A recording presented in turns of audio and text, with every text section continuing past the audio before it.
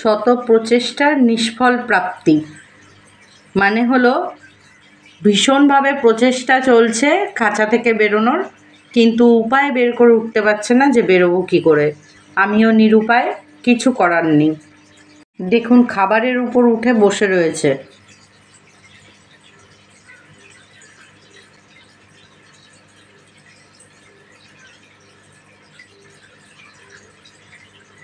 এখন বাজে ভোর 5টা। দেখুন বেরোনোর সম্পূর্ণ প্রচেষ্টা চালিয়ে চলেছেন আমার ঘরের নাইট গার্ড, ছোট্ট নিংটি ইঁদুর। আমার নিজের ভীষণ খারাপ লাগছে এইভাবে ওকে ধরতে, কিন্তু কিছু করার ছিল না। উৎপাতের মাত্রা বেড়ে চলেছিল দিনে দিনে, তাই আজকের মতো ওর আমার বাড়িতে ফেয়ারওয়েল হলো। আর ফেয়ারওয়েলটা হলো পনির পরাঠা দিয়ে। আমি অনেক চেষ্টা করছিলাম ওকে ধরার, কিন্তু ও কিছুতেই খাঁচার ভেতর আসছিল না। আপনারা আমার 2 দিন আগের ভিডিও দেখেছেন। আমি 2-3 দিন ধরে ওয়েট করছিলাম কখন এনাকে আমি খাঁচায় বদ্ধ করতে পারবো। কিছুতেই বন্দি অবস্থায় আসছিলেন না। আজকে ভোর 5টার মধ্যে আমি 3টে, 3:30টের সময় একবার উঠেছিলাম, তখনও ইনি বেটা জব্দ হননি। দেখুন সম্পূর্ণ প্রচেষ্টা জারি রয়েছে। মুখ দিয়ে সব তার কাটার চেষ্টা চলছে।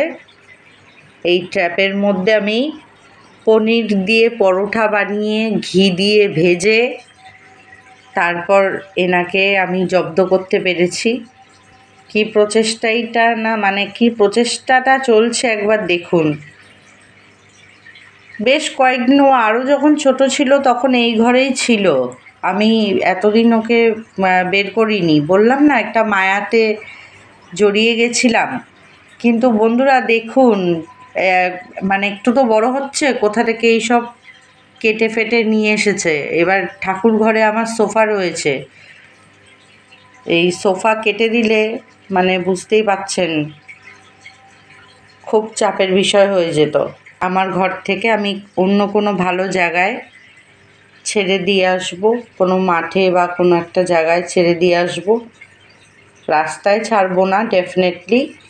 দেখুন গৃহস্থের ঘরে ইঁদুর থাকাটাই স্বাভাবিক, কিন্তু সেটা যখন উপদ্রবে মাত্রায় গিয়ে পৌঁছায় তখন কিছু করার আর উপায় থাকে না, তাই না?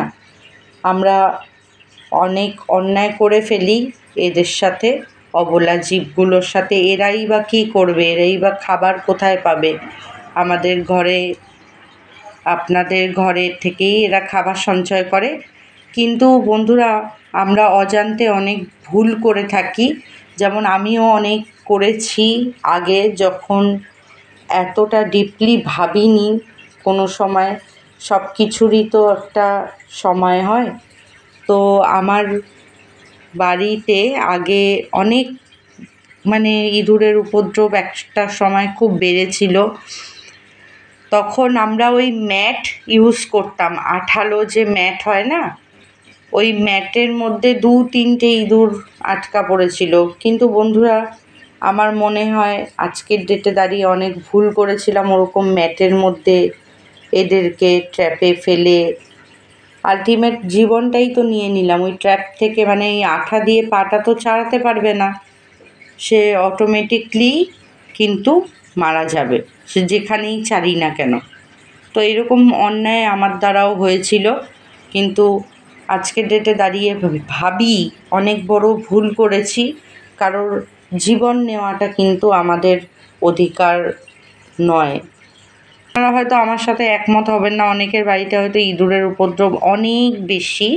কিন্তু বন্ধুরা আমি বলবো একদিন হয়তো ওয়েট করতে হবে, 2 দিন ওয়েট করতে হবে, 3 দিন ওয়েট করতে হবে, কিন্তু আপনারা এরকম ট্র্যাপের মাধ্যমেই এদেরকে ধরে কোথাও বাইরের সেফটি জায়গায় ছেড়ে দিয়ে আসুন।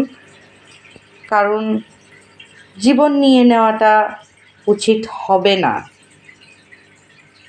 দেখুন অবলা তো না, এরা কী বা করবে? এদেরকে ওই বুদ্ধি আছে, এদের নেচারের কাজগুলোই এরা করে, কাটাকাটি করে।